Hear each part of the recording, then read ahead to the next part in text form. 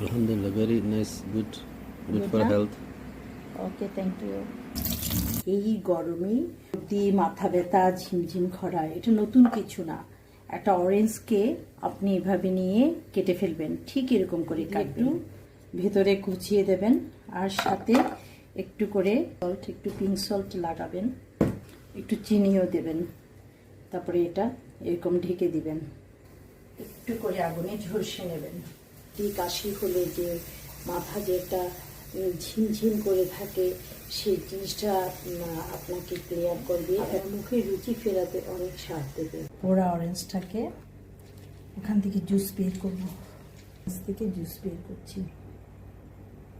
Juice অন্তত পক্ষে আপনি খান, তাহলে আপনার শরীরে ভালো লাগবে। Mashallah, Bismillah. Alhamdulillah, very nice, good for